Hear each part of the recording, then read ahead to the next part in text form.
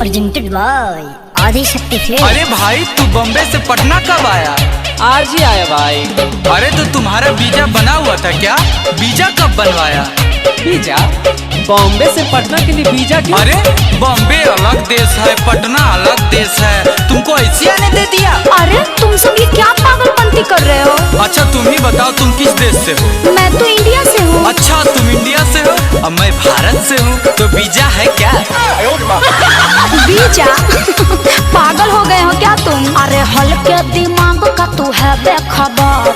गाँव क्या है, नगर क्या है शहर? अरे तुमको पता भी है क्या कह रहे हो? ठीक कह रहे हैं। हल्के दिमाग का तू है बेखबर। गाँव क्या है, नगर क्या है शहर? माइंड का तेरा उड़ गया है फेर। देश विदेश का न है नॉलेज, खाली चिपरते रहते हो दांत। वीजा है क्या? अरे साफ लील पड़ाके हो का? अनपढ़ का बार न समझो रे गोरकी, बनो ना डर चालाक। हाँ वो तो दिख रहा है। बम्बई दिल्ली चाहे या आगरा पटना, जाना पड़ता है वीजा के साथ। अच्छा सुनो, क्या है? छत्तीसगढ़ देखी हो? हाँ देखी हूँ। कहाँ पड़ता है? वो तो रायपुर में। अब बताओ, वो रायपुर है, वो अलग देश हुआ। अच्छा। और दिल्ली दूसर देश हुआ। हाँ ना। और सबका रूट अलग अलग है, तब ये बताओ वीजा है क्या?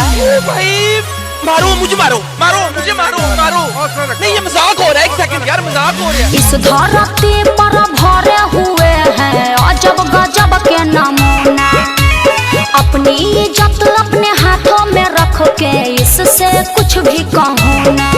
अरे इस कुलिया में मास्टर साहेब हमको यही पढ़ाए थे।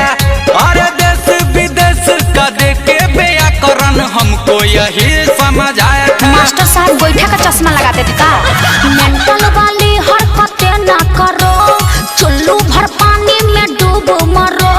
तेरा न सही लग रहा हालात। अरे तू वीजा है क्या? अरे एकदम नील बानर हो का? अनपढ़ का बार न समझो रे गोरकी, बनो ना डर चालाक। तुम तो बड़का विद्वान हो ना। दिल्ली बम्बे चाहे आगरा पटना, जाना पड़ता है वीजा के साथ। अच्छा ये बताओ, क्या है? कुछ दिन पहले ट्रम्प आया था। हाँ आया था। वो वीजा लाया था। हाँ लाया था। अरे तो तुमको बात समझ में क्यों नहीं आ रहा है? क्या? वो आया, वीजा दिखाया और अपने गांव चला गया ना। अरे बकलोल, मैं अब कहीं भाग जाऊंगी। वीजा है क्या? भोले हो बाकी बड़ा बोले हो बाबू, करते हो ऐसी बतिया। अरे जो भी हो बाकी लग रहा है तेरी बातें चटपटिया। अरे पढ़े लिखे लोगों के संग में बंदा ये तो रहता है। मेरे यार जितने मिलेंगे सब मेरे से ऊपर रहता है। अरे अखिलेश गुंजन तुम सटके हो क्या? रोशन के संग भटके हो क्या? इसीलिए कर रहे हो तपा। अरे तू वीजा है क्या? अरे तू जोरे पारवा। अनपढ़ का बार न समझो रे गोरकी, बनो ना डर चालाक। बम्बई दिल्ली चाहे आगरा पटना, जाना पड़ता है वीजा के साथ। भाई मारो मुझे, मारो मुझे, मारो नहीं, ये मजाक हो रहा है। एक सेकंड यार, मजाक हो रहा है। Presented by Adishakti films.